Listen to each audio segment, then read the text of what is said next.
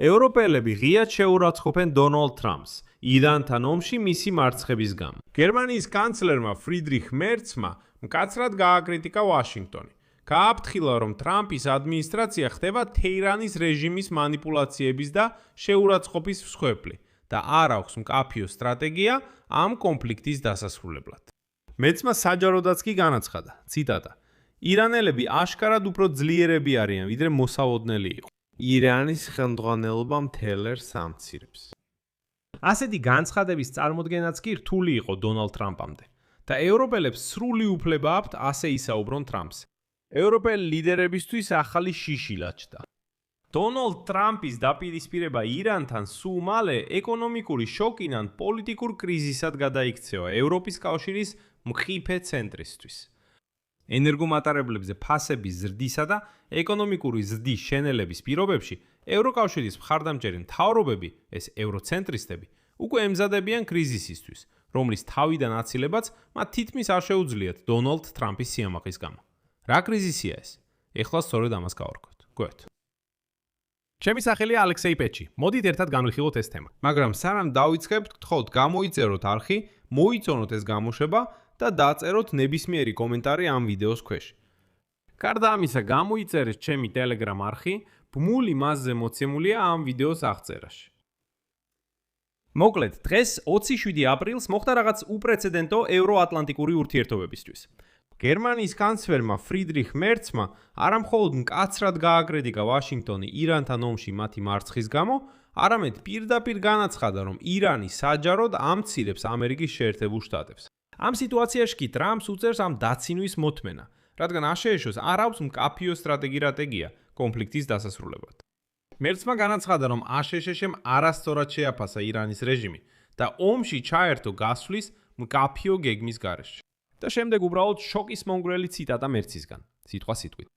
ირანელები აშკარად უფრო ძლიერები არიან, ვიდრე მოსაოდნელი იყო და ამერიკელებსაც აშკარად არ აქვთ ნამდვილად დამაჯერებელი სტრატეგია მოლაპარაკებებზე. ირანის ხელმძღვანელობა მთელერს ამცირებს.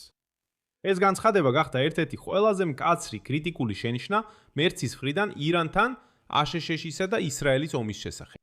ომის დასაწყისში მერცი გარკვეულწილად მხარს უჭერდა აშშ-ის ძალისხმევას. აცხადებდა, რომ გერმანია იზიარებს ირანში რეჟიმის შეცვლის მიზანს, მიუხედავად იმისა, რომ ეჭვი ჰქონდა ტრამპის ადმინისტრაციის მეთოდებში. თუმცა კონფლიქტის გაჭიანურებასთან ერთად და ეკონომიკური დანახარჯების ზრდასთან ერთადაც, რაც ისედაც რთულ მდგომარეობაში მყოფ გერმანიის ეკონომიკას აწვება ენერგეტიკული კრიზისის ფონზე, მერცი სულ უფრო ხშირად აკრიტიკებს ომს და იმას, რასაც ის პირობების არარსებობას უწოდებს. მის დასასრულებლად სტრატეგიების არარსებობას. მერცის კიდევ ერთი ციტატა. სრულიად აშკარაა, რომ აშშ-ში ამ ომში სტრატეგიის გარეშე ჩაერთო და ეხლა კონფლიქტი შეიძლება გადაიზარდოს ჭაობში, როგორც ეს მოხდა აშშ-ს ომებში, ავღანეთსა და ერაყში. მერცის კომენტარები გაკეთდა მას შემდეგ, რაც აშშ-სა და ირანს შორის დიპლომატიისთვის ქაოსური შაბათკვირა იყო. აშშ-ის პრეზიდენტმა დონალდ ტრამპმა მოულოდნელად გააუქმა სპეციალური წარმომადგენელი სტივ ვიტკოფისა და მისი სიძის ჯარედ ქუშნერის დაგეგმილი ვიზიტი პაკისტანში. მან უარი თქვა იმაზე, რაც პოზიციონირდებოდა როგორც პოტენციური ბიძგი ირანთან მკრიფე მოლაპარაკებებისთვის. შეგახსენებთ, ტრამპმა უკვე მოასწრო ეთქვა, რომ ყველაფერზე შეთანხმდნენ. ირანმა ბირთვულ იარაღზე უარი თქვა. როგორც მან განაცხადა, მთელ ბირთვულ მტვერს ამერიკელები წაიღებდნენ. კიდევ უამრავი რამ თქვა. აღმოჩნდა, რომ ეს ყველაფერი ტყუილი იყო.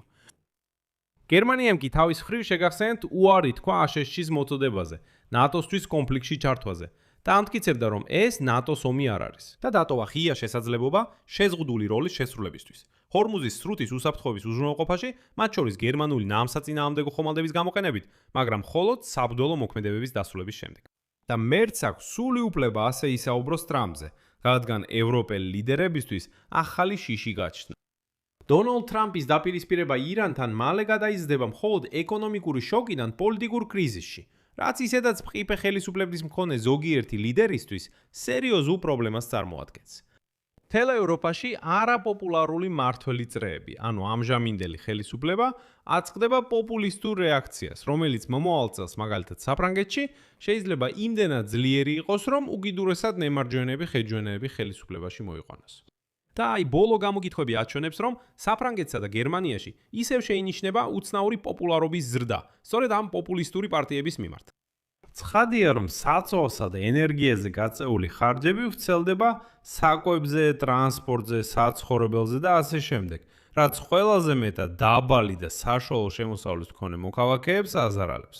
პოლიტიკური თვალსაზრისით ეს ქმნის ნიადაგს უნდობლობისთვის, არა მხოლოდ ეროვნული მთავრობების მიმართ, არამედ ევროპული ინსტიტუტების შუტების შესაძლებლობის მიმართაც, რომ როგორმე დაიცვან მოქალაქეები გარე შოკებისგან.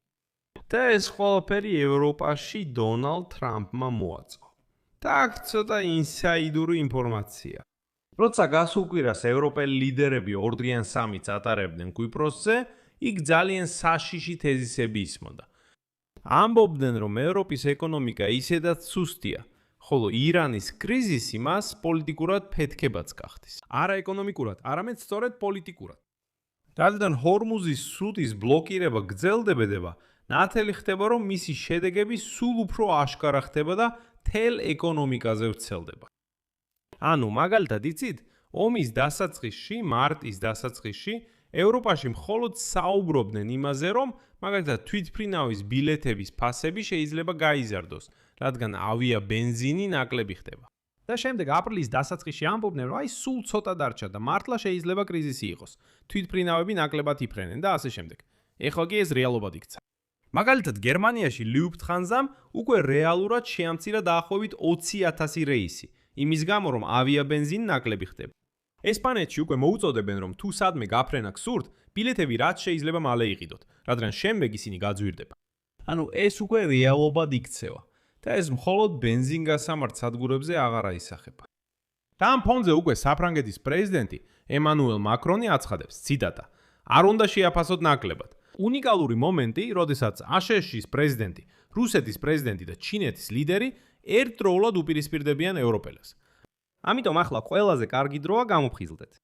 ამ ფონზე ეკონომიკის საკითხებში ევროკომისარმა ვალდის დომბროვსკისმა აღნიშნა, რომ ჰორმუზის სრუტის ბლოკადა გრძელდება და მისი შედეგები სულ უფრო და უფრო შესამჩნევი ხდება ევროკავშირის თითოეული მოქალაქისთვის.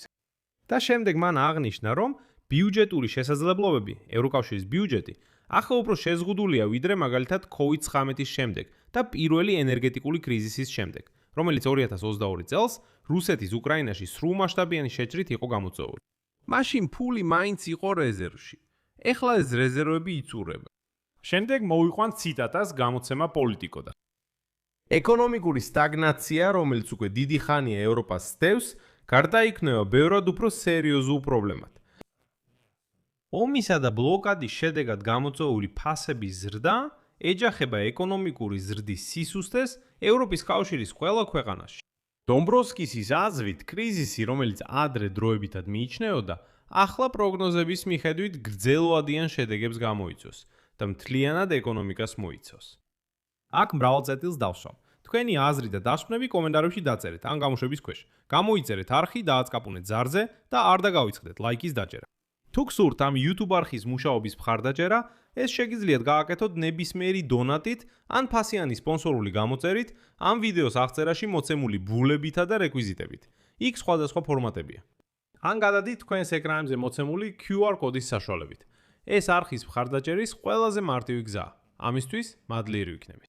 ამით ყველაფერი დასრულდა. იზრუნეთ საკუთარ თავზე. ყველას ნახვამდის.